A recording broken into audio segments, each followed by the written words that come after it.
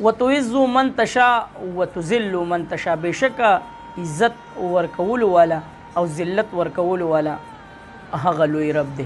کم د سای پر قصه چې روانه د ملګرو چې کومه بیانیه جوړه شوه، نو اول خو تاسو چې کتلی دي ملګرو د شهباز شریف صاحب حکومت چې شروع شوی دی، پی ډي ایم چې کوم حکومت شروع شوی دی، دوی چې کم یو بیانیه هم راوړي، کم یو الزام هم په عمران خان باندې راوړي، نو بیا به دوی په خپله باندې خفوي. څه لږ غوندې معلومات د هغه سایپر په باره کې راغلي دي، هغه د سره شریک کومه. اول خو ملګرو د سایپر چې کومه قصه ده، کومه بیانیه ده، نو دا مکمل په دروغو باندې جوړه شوې ده، ځکه چې ټول عوام په دې باندې پوهېږي. خو که چېرې دا رښتیا هم وي، نو ملګرو تاسو ته پته ده چې په دې کې بیا څوک ګیر دي. په دې کې پرویز خټک هم ګیر دی، چې کوم کسان د تحریک استحکام سره پارټۍ سره ملګري شوي دي جهانګیر ترین سره، نو دغه کسان هم پکې ګیر دي. ځکه که دلته آئین او قانون وګورئ ملګرو، نو زه وایم چې عمران خان له سزا ورکړی کېږي، نو په هغه ټایم کې پرویز خټک، محمود خان او داسې ډېر کسان چې اوس د پی ټي آی د پارټۍ نه هغوی بیل شو، سپین بازونه دې جوړ شو، نو بیا دغه کسان هم په دغه سایپر چې کوم بیانیه عمران خان جوړه کړې ده، نو هغې کې بیا دغه کسان هم ملوث دي. ځکه ملګرو چې تاسو وګورئ چې کله عمران خان دغه خط مخې ته راوړو او جلسې جلوسونه شروع کړو، نو دلته کې به پرویز خټک هم ځان سره یو ډېر غټ ټیم په مخه کړی او یو غټه جلسه به په مخه کړې وه، تلل به د عمران خان هغې جلسې له به کسان را یوځای کول او تلل به.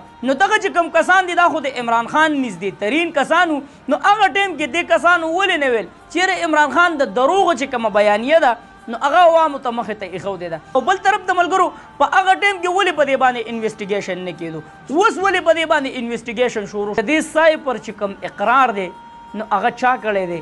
هغه شهباز شریف کړی دی. او په کوم ځای کې کړی دی؟ په پارلیمنټ کې کړی دی. هغه د سایپر حوالې سره څه وایي؟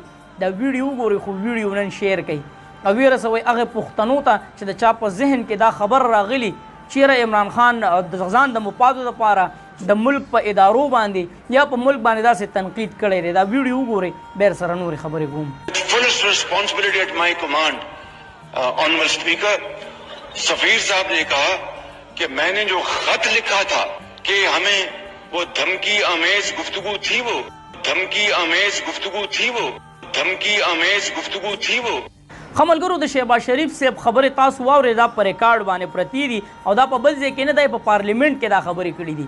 چیرې کوم خط دی، کوم سایپر دی، نو د هغې حوالې سره ما د سفیر نه معلومات وکړو. سفیر وایي چې بالکل په دې کې لیکل شته، په دې کې داسې خبرې شته چې هغه د پاکستان دپاره او هغه د عمران خان دپاره نقصاني دي.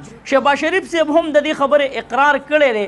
بل طرف ته ملګرو ارشد شریف الله جل شانه د قبر د نور نه ډک کړي، هغه هم په دې باندې یو بیان کړی. بل طرف ته چې دا کوم لیکل راغلي دي او د عوامو ته مخې ته شوي دي، نو که په هغې کې تاسو وګورئ ملګرو، په هغې کې لیکل داسې قسم شوي دي چیرې دا کوم بیانیه ده او اعظم خان کومې خبرې کړي دي، نو اعظم خان دا خبرې کړي دي چې یاره 2 ورځې یا 3 ورځې بعد دغه چې کوم سایپر دی، دا چې کوم خط دی، نو دا عمران خان زمانه پټ کو. نو اول خو ملګرو په دې باندې ځان پوهې کړئ چې دغه سایپر دغه خط چې کوم دی، نو دا عمران خان چیف جسټس عمر عطا بندیال صاحب ته لیږلی دی. د سیټ کې تاسو ته ښکاري چې په دې باندې کوم نوټیفیکیشن جاري شوی دی، نو په هغې باندې باقاعده دستخط هم شوي دي. نو که دلته د اعظم خان خبرې تاسو سوچ وکړئ ملګرو، نو هغه دا خبره کوي چې دا خط زمانه عمران خان پټ کو، یعنې دا خط هغه وایي چې یاره دا خط زمانه ورک شوی دی. نو دا خط چې کوم ځای کې ورک شوی دی، نو هغه خو تاسو ته مه وایي چې یاره دا خط عمر عطا بندیال صاحب ته حواله شوی هم دی.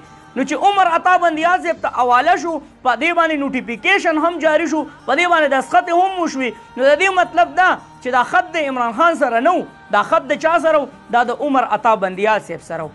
نو عمر عطا بندیال صاحب دغه چې کوم خط دی دا د مخې ته راوړي، نو اوس به دود کا دود او پانی کا پانی ہو جائے گا. پته به ولګي چیرې په دې خط کې څه لیکلی شوي دي، یا چې عمران خان کومه بیانیه مخې ته د عوامو ته کېښوده، نو هغه څه ده او آیا دا خبرې ټیک دي او که غلطې دي. بل طرف ته څنګه چې پرون تاسو ته ما ویډیو کې ویل چې د حیرانتیا خبره ده چې اعظم خان خو شته نه، اعظم خان د اوسه پورې څه پته نه لګي، او چې کومه بیانیه ده نو هغه مخې ته راغله، نو اعظم خان دا بیانیه د کوم ځای نه راوړه؟ آیا اعظم خان ولې سکرین ته نه را مخامخ کېږي چې دا د عمران خان خلاف هم شو، د هغې باوجود هم هغه چې کوم دی نو هغه سکرین ته هغه کیمرې ته نه را مخامخ کېږي. بل طرف د ملګرو عمران خان هم دا خبره کړې ده چې زه تر هغې پورې یقین نه کوم چې تر څو پورې اعظم خان مخامخ نه ویلي.